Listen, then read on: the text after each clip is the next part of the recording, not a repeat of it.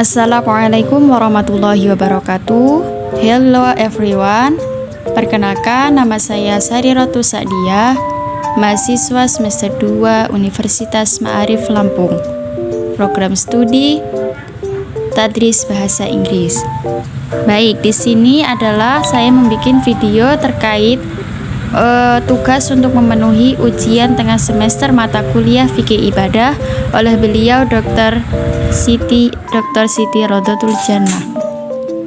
Nah, untuk masuk ke materi selanjutnya, yaitu apa itu tayamum. Tayamum adalah mengusapkan debu ke muka dan kedua tangan sampai siku dengan rukun dan syarat tertentu. Dalam arti tayamum itu tidak membasuh, tapi mengusapkan debu ke muka dan kedua tangan sampai siku. Dan tayamum adalah pengganti wudhu dan mandi sebagai rukhsah keringanan ketika tidak ada air atau tidak menemukan air dikarenakan sebab-sebab tertentu. Adapun di sebab-sebab dibolehkannya tayamum itu ada 4. Yang pertama, tidak adanya air. Nah, ketika orang ingin berwudu atau bersuci, tidak ada air dan sudah mencari di daerahnya tidak ada, maka diperbolehkan untuk tayamum. Untuk yang kedua, yaitu karena sakit. Karena apabila orang yang sakit terkena air untuk wudu, dia akan memperparah sakitnya, maka diperbolehkan untuk tayamum. Yang ketiga, sedang dalam perjalanan. Nah, ketika kita sedang dalam perjalanan tidak menemukan air, maka diperbolehkan untuk tayamum. Untuk yang keempat, sebab-sebab bolehnya tayamum yaitu adanya air namun hanya sedikit, dan ada hewan yang membutuhkan, maka air tersebut boleh diberikan ke hewan dan kita boleh tayamum. Untuk syarat tayamum tersendiri itu yang pertama, syaratnya menggunakan tanah yang bersuci dan berdebu. Artinya dalam tayamum itu tidak harus menggunakan debu, tapi tanah yang suci dan berdebu. Yang kedua, bersuci dari najis terlebih dahulu, dalam arti badan itu sudah suci maupun pakaian. Yang ketiga, sudah masuk waktu sholat. Untuk tayamum tersendiri berbeda dengan wudu. Wudu bisa dilakukan sebelum masuknya waktu sholat.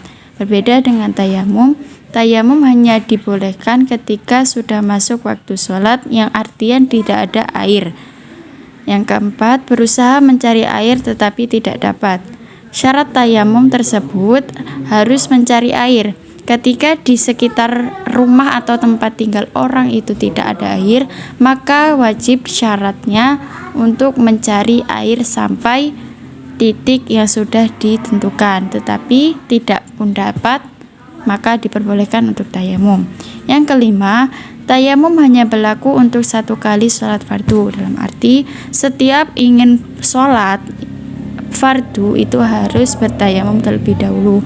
Berbeda dengan sholat sunnah, ketika sudah tayamum 1 itu boleh untuk digunakan untuk beberapa sholat sunnah. Untuk rukun tayamum yang pertama yaitu memindahkan debu ke muka dan kedua tangan sampai siku. Jadi ketika meletakkan tangan ke atas debu itu hendaknya dipindah ke muka, bukan muka yang ke debu. Artinya dalam memindahkan debu yang dipindah ke muka dan kedua tangan sampai siku. Yang kedua yaitu niat, nawaitu tayammum listibahati sholati lillahi ta'ala.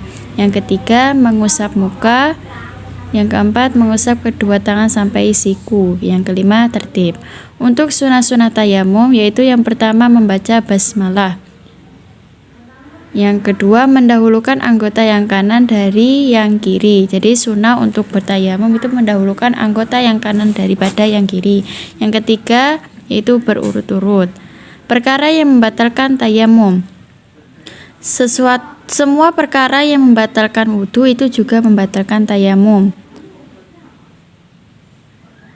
Yang kedua yaitu mendapatkan air sebelum sholat. Nah, ketika sudah masuk sholat, masuk waktu sholat, kemudian mencari air tidak ada dan ketika sudah hendak sholat tetapi menemukan air, maka tayamum itu menjadi batal. Untuk cara tayamum akan saya praktekkan seperti di video ini. Untuk praktek tayamum yang pertama yaitu meletakkan sambil berniat nawaitu tayamuma listibahati sholati lillahi ta'ala.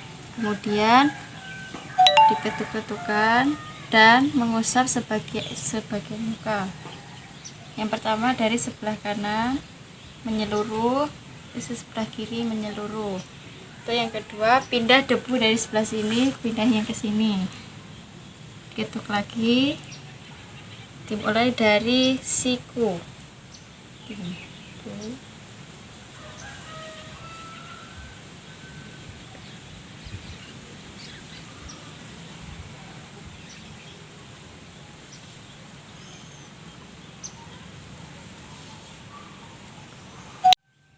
Untuk praktek tayamum yang pertama yaitu meletakkan sambil berniat nawaitu tayamuma listibahati sholati lillahi ta'ala. Kemudian diketuk-ketukan dan mengusap sebagian muka. Yang pertama dari sebelah kanan menyeluruh, sebelah kiri menyeluruh. Itu yang kedua, pindah debu dari sebelah sini pindahnya ke sini. Ketuk lagi, dimulai dari siku.